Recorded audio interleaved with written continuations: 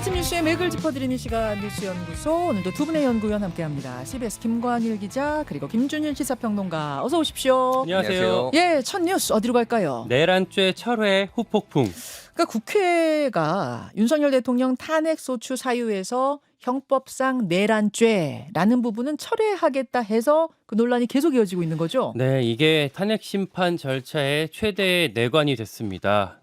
물론 법조계에서는 이게 법적으로 문제가 없다라는 입장이 대다수인데 이걸로 좀 꼬투리가 잡히면서 여권을 중심으로 불공정 시비가 커지고 있습니다. 네. 어제는 이제 장외에서 공방도 있었어요. 그 국회 탄핵소추단이 기자회견을 열었거든요. 예. 추가적으로 설명을 했습니다. 탄핵소추 의결서에서는 한 글자도 고친 게 없습니다. 그러니까 의결서에 내란죄라는 단어가 아주 부수적으로 있긴 했지만 애초에도 그게 형사적으로 판단해달라는 게 아니라 법적 평가가 일종의 의견을 제시하는 차원이었다라고 했고요. 내란죄를 삭제해서 우리가 사유를 바꾼 게 아니라 탄핵 심판 성격에 맞게 쟁점을 정리한 것뿐입니다라고 설명을 했어요. 네.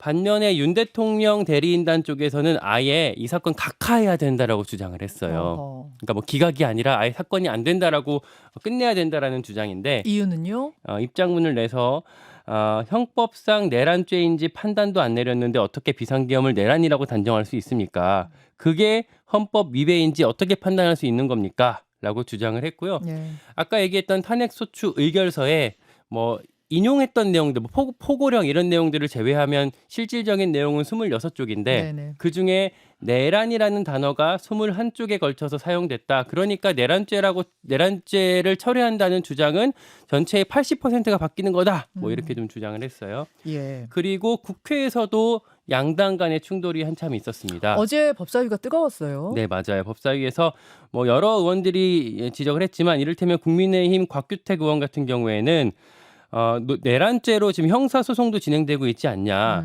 그러면 헌법재판소 절차는 일단 정지하는 게 맞다. 이렇게까지 주장을 했었고요. 또 하나 더 큰 화제가 됐던 장면은 법사위원장, 정청래 법사위원장 같은 경우는 살짝 좀 비꼰 거거든요. 국민의힘 주장에. 네. 국민의힘 의원들은 내란죄를 적용해서 빨리 윤석열 사형이나 무기징역 처하라는 듯이 말하는 거 아니냐. 아니 윤석열은 근데 형사재판에서 내란죄로 사형받을 겁니다. 그러니 라고 걱정 마셔라 이런 식으로 어제 얘기했죠. 네, 좀 비꼬듯이 주장을 해서 파행을 맞기도 했었습니다. 예. 자, 이 부분이 상당히 지금 정말 말씀하신 대로 뇌관이 되고 있네요. 네, 왜냐하면 결국 이게 속도전 때문이거든요. 그러니까 내란죄를 헌재에서 따지게 되면은 결국 시간 지연이 가능해요. 네. 왜냐하면 사령관들이 엇갈린 진술들을 하고 있잖아요. 네. 그걸 하나하나 증거들, 그 진술들을 다 이제 따져봐야 되기 때문에 심리를 해야 되기 때문에 오래 걸릴 수밖에 없고 그렇게 되면 정말 길어지면 4월 18일을 넘길 수도 있는 거죠.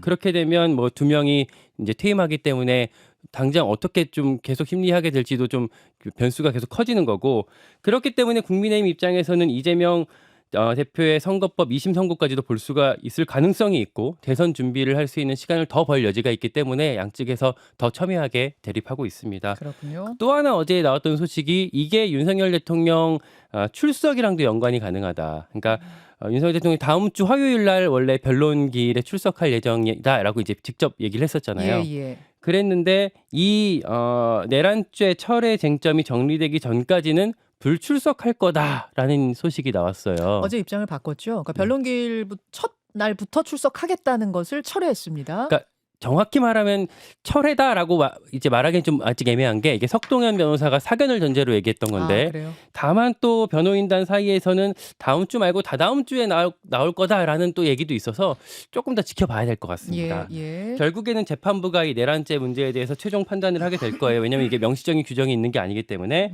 김정원 현재 사무처장이 어제 국회에 나와서 최종 결론은 재판부가 할 거니까 지켜봐 주십시오라고 답하기도 했습니다. 어쨌든 결론은 헌재에서 내릴 거다. 그렇습니다. 넣을지 뺄지.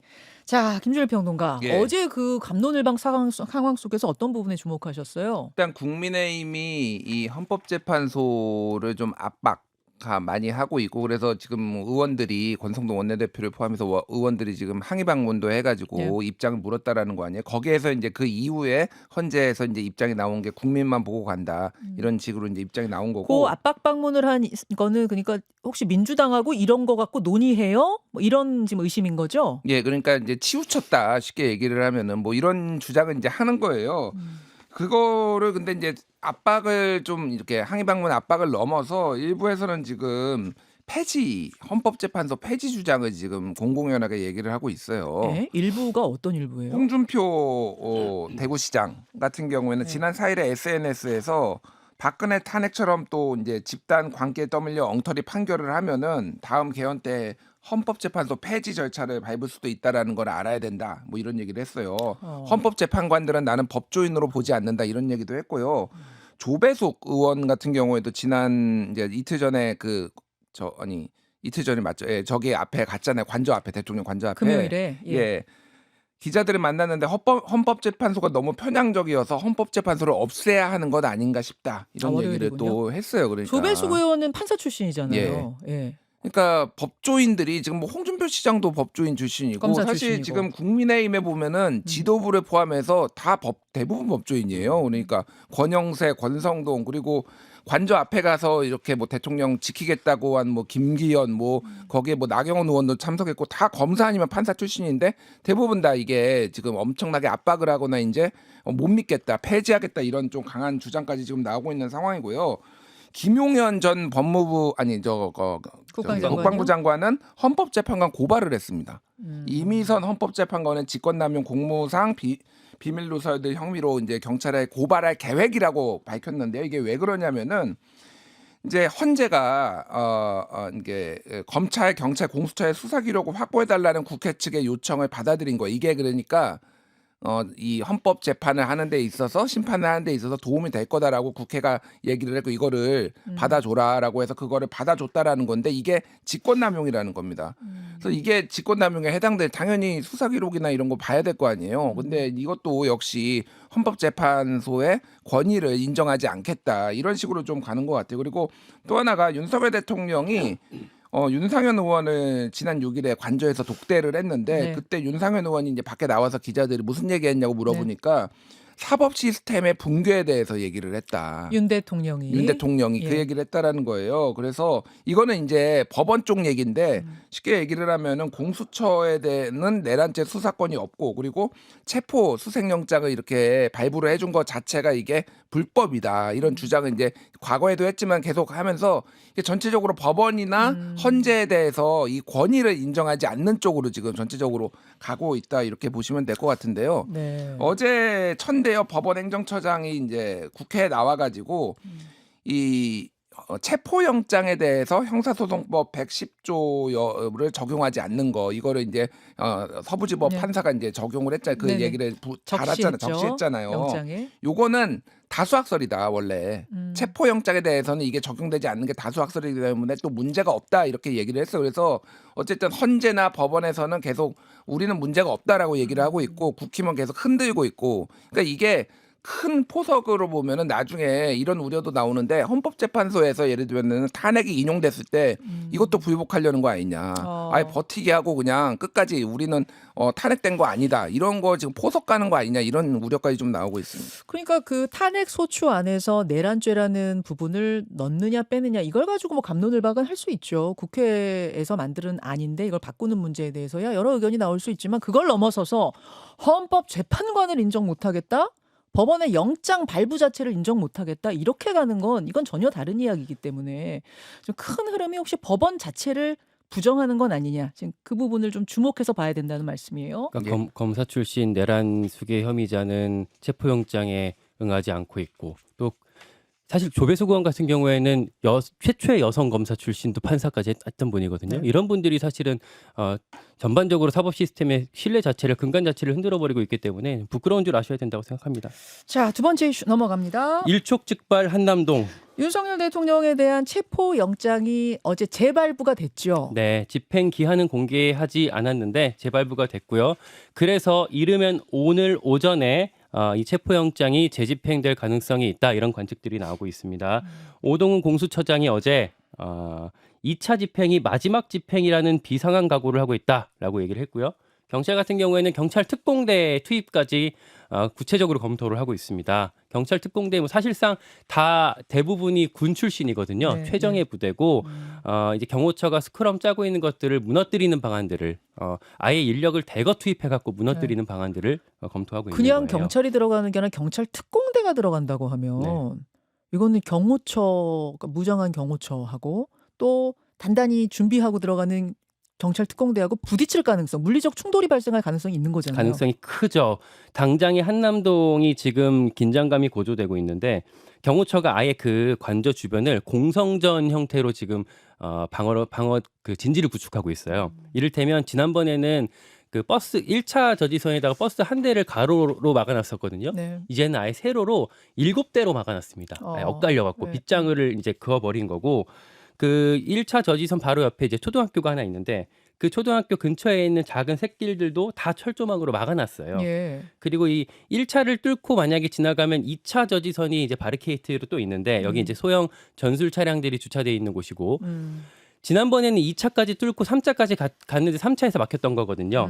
근데 이제 1, 2, 3차가 지금 다 지금 구축이 되어 있는 거고 경호처에서는 아예 지금 최대로는 750명 네. 그리고 수방사 군 병력까지 추가로 500명 한 1250명 정도가 최대로 집결할 가능성도 있다. 아니, 수방사가 움직인대요? 그러니까 움직일 가능성이 있으니까요. 그러니까 수방사 예하에 있는 부대가 만약에 지난번처럼 투입이 되게 된다면 최대 100명, 1000명까지도 좀 움직일 수 있는 상황. 그러니까 경호처만 했을 때는 한 700명.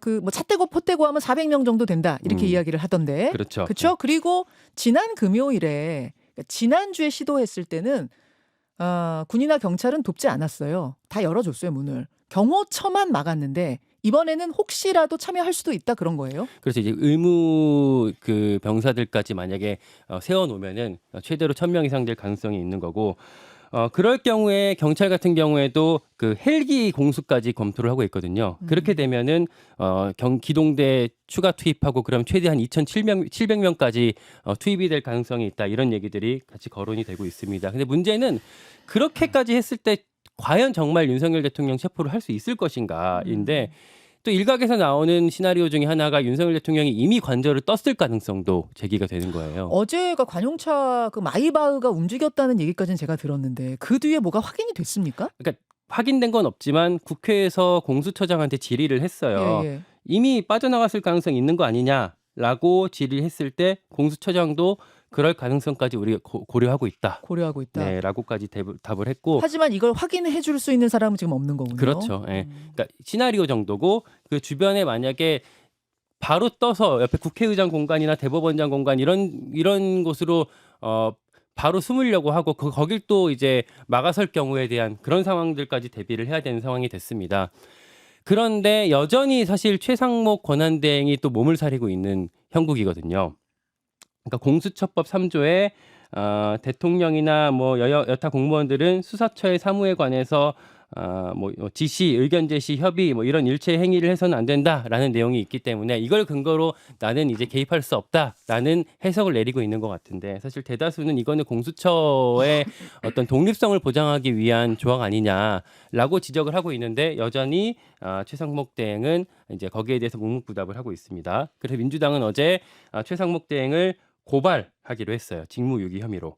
예. 알겠습니다. 최상목 대행에 대해 고발 조치까지 나왔다는 이야기 정리해 주셨는데 김준일 평론가 예. 이제 영장이 재발부되면서 그럼 어떻게 이번에는 영장 집행을 시도할 건가? 하우 그 방법에 집중이 되고 주목이 되고 있어요.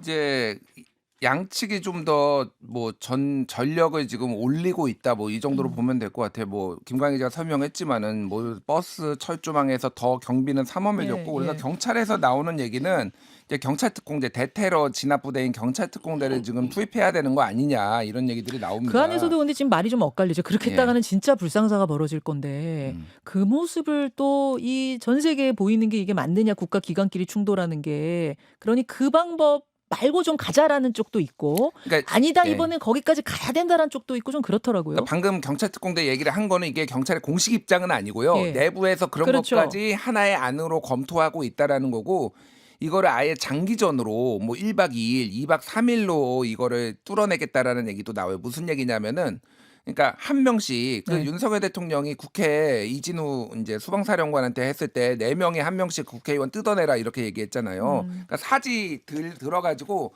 한 명씩 이제 소위 말해서 경찰 경호차 그 예전에 닭장차라고 불렸죠. 여기에다가 실어가지고 다 호송하라는 거예요. 그렇게 하면은 한 200명이면은 이거 한 명씩 뜯는데 단시간 내에 안 되고 뭐 1박 2일 걸려서라도 그렇게 해서라도 하겠다라는 거고 그런 얘기까지 이제 나온다라는 거예요. 그러니까. 물론 지금 예. 경찰이 이렇게 하겠다 저렇게 하겠다 공식 입장이 나온 건 없습니다만 예, 예. 경찰 내부에서는 이런 방법 저런 방법이 계속 지금 나오고 있단 말씀이에요. 예, 그리고 이제 경호처장에 대해서 지금 출석 요구를 했는데 경호처장은 이제 계속 출석 거부를 하고 있고 변호인이 아직 선임이 안 됐다라는 건데 경찰은 경호처 간부 전원을 지금 현재는 4명만 입건을 했거든요. 예. 그러니까 박종준 뭐 예. 처장 그리고 김성훈 경호처 차장 등등해서 본부장까지 4명만 입건을 했는데 네. 부장 이상 전원을 다 입건하겠다. 그러니까 공무집행방해로. 예, 간부들하고 일반 이제 경호처 직원들하고 좀 분리하겠다. 뭐 이런 얘기까지 나옵니다. 근데 지금 아직 안 나오고 있는 상황이고요. 지금 국민의힘의 움직임이 조금 이제 좀 주목이 가는데 어제 채널 A가 네. 의원들 개개인한테 좀 확인을 해보니까 최소한 9명이 관저 앞에 가서 지키겠다라는 거를 확인을 했다라는 거예요. 지난번에 이제 44명 예. 월요일이었네요. 생각해 보니까 월요일에 44명이 관저 앞을 지켰는데 이번에도 재집행 영장 집행이 있을 경우 최소한 9명 최소입니다. 이건. 지도부가 만료하더라도 9명은 최소한 가겠다. 그리고 7명은 상황을 보겠다라는 게 이제 채널 A가 확인을 한 거고 지도부는 어쨌든 권성동 의원도 그렇고 원내대표도 그렇고 가면 안 된다. 이런 권영세 비대위원장이 입장이에요. 어제 직접적으로 말했다면서요. 예, 가지 예. 말아라. 가지 말아라 이렇게 얘기하니까 이게 이제 분리 일종의 우리가 이거 가지 말라고 했지만은 개별 의원들을 어떻게 막겠냐라는 건데 이게 이제 얼마나 국민들 눈에 효과적으로 다른 이제 입장을 취하고 있는 걸로 비춰질지는 모르겠습니다. 어쨌든 그러니까 국민의힘이 오늘 중앙일보 기사가 굉장히 재밌었는데 어떤 거요? 그러니까 국민의힘이 완전히 분화되고 있다라는 거예요. 제목이 이거예요. 맹윤, 찐윤, 친윤, 멀윤, 비윤, 반윤으로 108명이 분화하고 있다. 저도 그 그래프를 재밌게 봤어요. 물론 예, 이제 예. 기자가 분류해 놓은 거겠죠. 그래서 그래프를 지금 한번 영상으로 좀 띄워볼게요. 중앙일보에서 분류해 놓은 건데 예. 계엄 사태 이후로 국민의힘 의원들이 분화하고 있다. 맹윤은 맹렬한 윤, 친윤. 친윤이죠. 찐윤은 진짜 친윤. 친윤은 그냥 친윤이고 네. 그러니까 멀어진 탄핵 윤? 반대 집회 간 사람들을 지금 분류를 하는 거. 찐윤 같은 경우에는. 예. 그리고 이제 반윤까지. 음. 반윤은 우리가 잠시 후에 만날 김재섭 의원 인터뷰 준비도 있는데 김재섭 의원 반윤으로 분류돼 있네요. 본인이 부인할 것 같은데요. 제가 질문할게요. 김상우, 김혜지, 김재섭, 안철수, 조경태, 진종호, 한지아 이렇게 분류를 해놨네요. 중앙일보 기자는. 예. 예. 뭐 그렇습니다. 그래서 어떻게 할지 지금 왜냐하면은 오늘 저 국회에서 이제 본회의 열어가지고 재의결하거든요. 내란 특검, 김건희 특검 재의결하는데 여기 결과가 어떻게 나올지 또 이 상황에서 국회의원들이 다 재석 의원을 기준으로 이거를 카운팅을 하기 때문에 국민의힘 의원이 빠졌을 때 경찰이 이제 진입을 할지 뭐 이런 것들도 오늘 좀 지켜봐야 될 것 같습니다. 저렇게 다양하게 지금 국민의힘 의원들이 분화하고 있다는 건 도대체 어떤 의미인가는 오늘 2부 1타 박성민이 있습니다. 예, 박성민 대표와 함께 분석을 해보도록 하죠. 그 다음 이슈 넘어갑니다. 축구협회장 선거 급제동. 대한축구협회장 선거가 이게 정확히 며칠이었죠? 오늘이었습니다. 오늘이었죠? 오늘이었는데 선거를 하루 앞둔 어제 급제동이 걸렸습니다. 네, 그 허정무 축구협회장 후보가 법원에 가처분 신청을 냈었는데 이걸 법원이 받아들였어요. 저는 이게 받아들여질 가능성이 좀 낮다고 봤어요. 허정무 후보하고 저희 며칠 전에 인터뷰했지 어제, 않습니까? 예, 그제 했어요, 그제. 근데 허정무 후보가 이걸 낸 건데 가처분을 본인도 가능성을 크게 보고 있지 않는 느낌이었거든요. 그래서 가처분이 기각되더라도 나는 끝까지 레이스 할 겁니다. 이렇게 이야기를 하고 인터뷰를 마쳤는데 웬일입니까?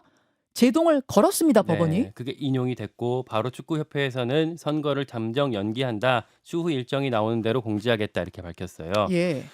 이번 선거에 3파전이었거든요. 예. 정몽규 현 회장 그리고 말씀하신 허정무 전 감독 그리고 해설가로 유명한 신문선 명지대 교수 3명이 이제 출마를 했었는데 이 허정무 후보가 이번 선거 좀 이상하다. 선수, 감독 21명이 선거인단 면부에서 빠졌다. 그리고 뭐 선거관리위원 그리고 운영위원회 명단이 공개되지 않았다. 뭐 등등 이런 어떤 절차적인 문제를 제기하면서 네. 법원에 가처분 신청을 냈고요. 네. 재판부가 받아들이면서 뭐라고 했냐면 선거인단 대다수가 투명성과 공정성이 확인되지 않는 추첨 절차를 통해 구성됐다. 추첨하는 거거든요. 네. 그 과정이 공개되지 않았다. 음. 그리고 선거관리위원 운영위원으로 위촉된 사람인지 누구인지 공개하지 않았기 때문에 뭐 위원회가 정관과 선거관리 규정에 부합하게 구성된 건지 확인할 수 없었다 이렇게 판시를 했고요. 네. 그러면서 정용규 회장 같은 경우에는 어제 뭐 사재로 50억 원 출연한다고 했었어요. 그걸 네. 마지막에 승부수를 던졌는데 4연임 일단 당장은 좀 숨고르게 할 수밖에 없게 됐고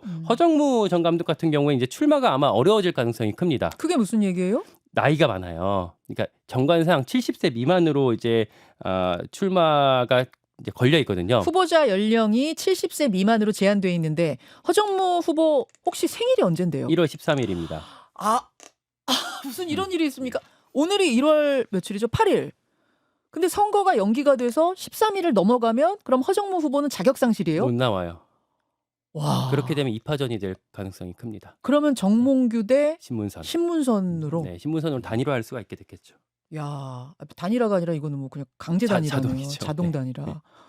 야, 이게 또 축구판이 희한하게 돌아가네요. 뭐 허정무 감독은 그러니까 본인이 뭐 당선되는 것보다 축구협회 개혁이 중요하다라고 하고 이거는 결국은 대한체육회 방식으로 하는 게 맞는 것 같아요. 대한체육회는 아예 중앙 선관위한테 일임합니다. 그래서 선관위가 다 알아서 일정까지 선거인단도 뽑고. 선거인단도 뽑고 그렇게 하니까 그렇게 하면은 좀 잡음이 없을 것 같아요. 여기까지 두 분 수고하셨습니다. 고맙습니다. 감사합니다.